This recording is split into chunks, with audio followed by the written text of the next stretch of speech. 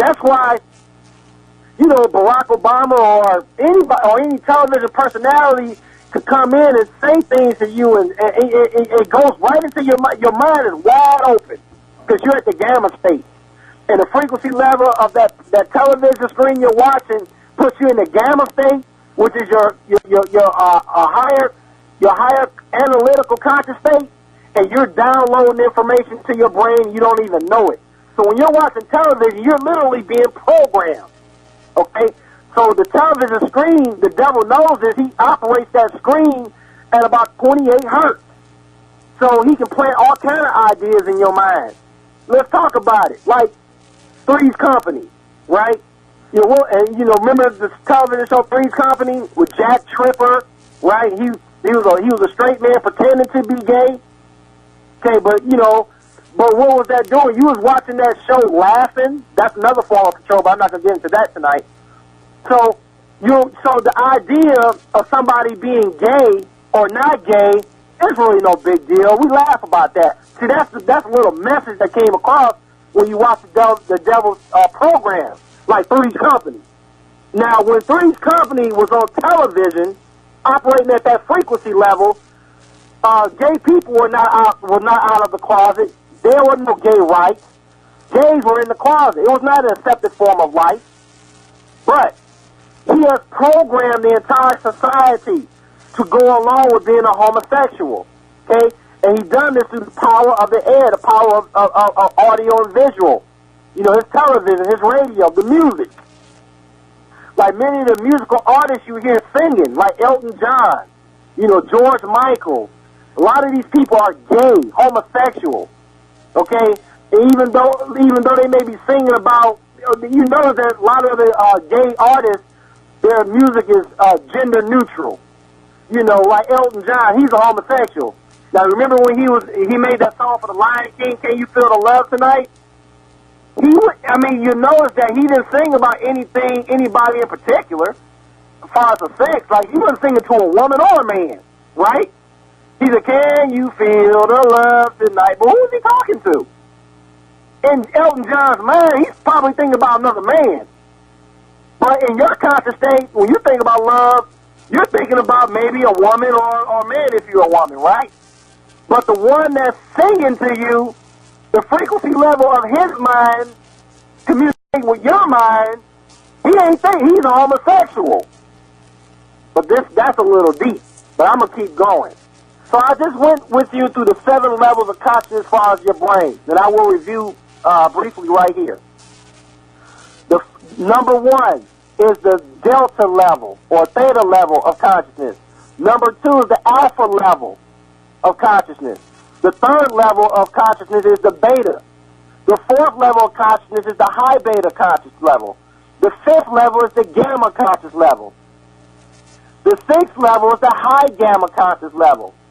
The 7th and the last one is the lambda level. So there are 7 levels of consciousness within your brain. There are 7 C's. There are 7 consciousness. 7 is a number of perfection. But let me get back to my subject. One moment.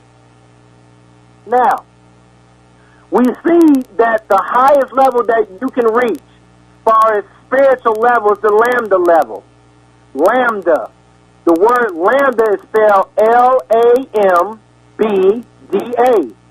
The root word of lambda is the word lamb, L-A-M-B, like we just read about in Revelation.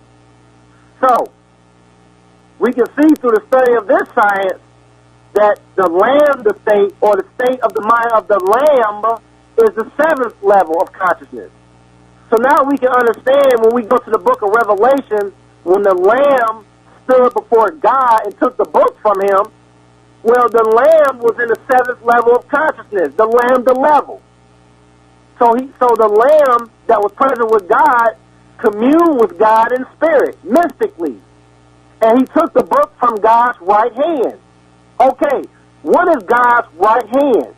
Your spiritual right hand is your mind. So when we read in the book of Revelation about the lamb taking the book from the right hand of God, what that really means is that the lamb was talking to God mind to mind, because the lamb is on the highest level of consciousness. And I'm talking about people. I'm not talking about spirits. I'm talking about a man communicating with God mind to mind. And God is a man. He's the supreme being. We are beings, but God is a supreme being. Okay, and it's prophesied to come up in the last day a lamb among us that will be able to commune with the supreme being mind to mind. Okay, let's go.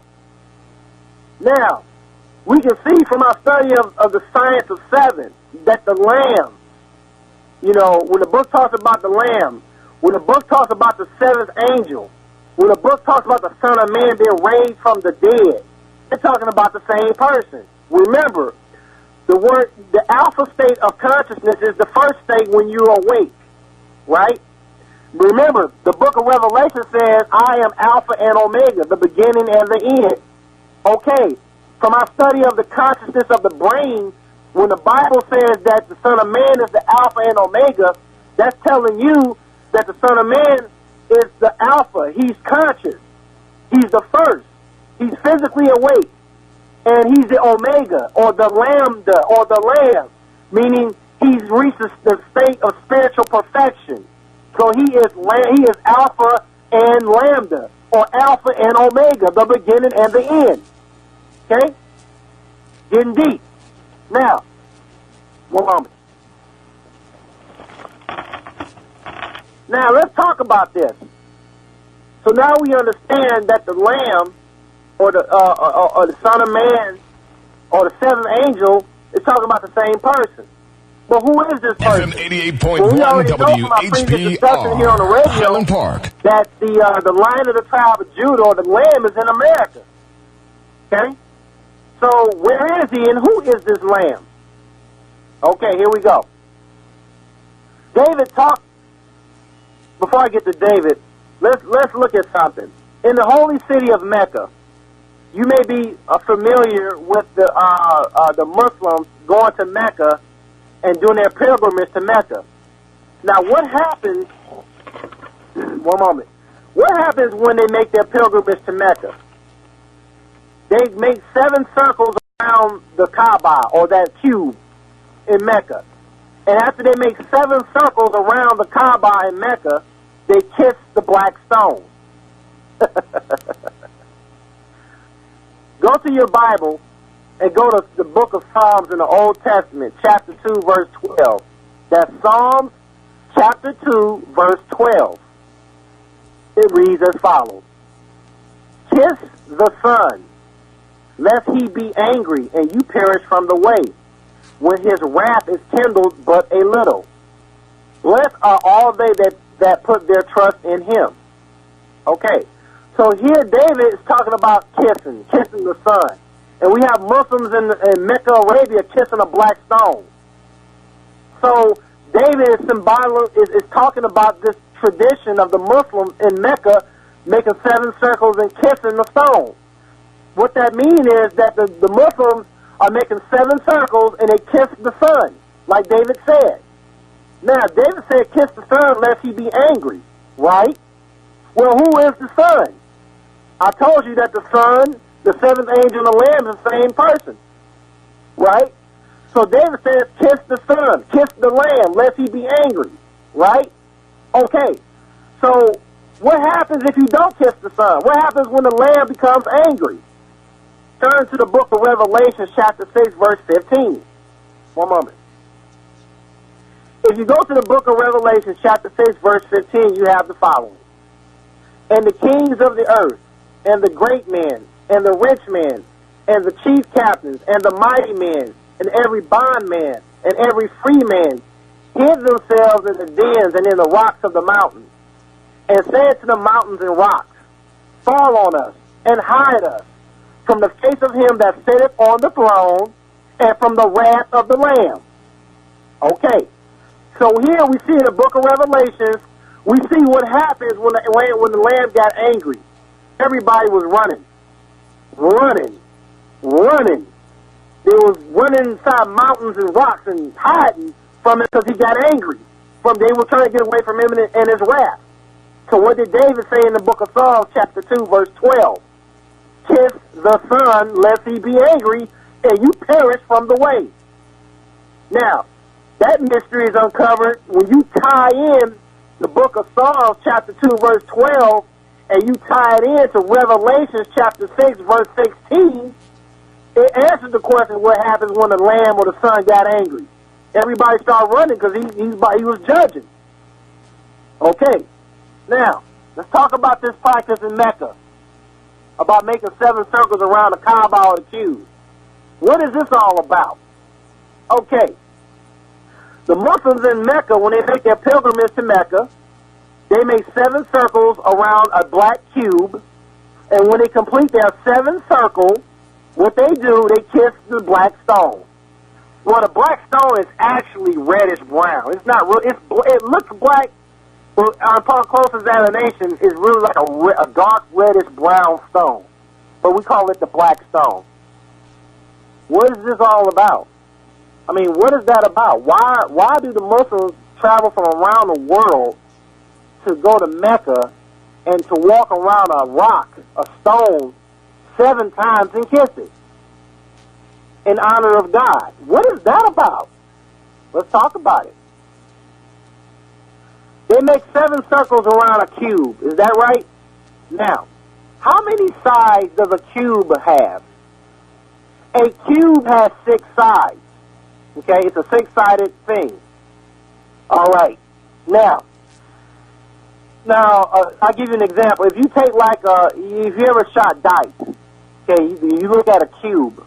Okay, it's a 6-sided. You know, you got 1 through 6 on a cube. Okay. Now, if you take a dice and you hold the 2 furthest corners of it, you know, hold it between your fingers. Okay. You can see all. So you can just turn your hand around and see all 6 sides of the cube. Okay.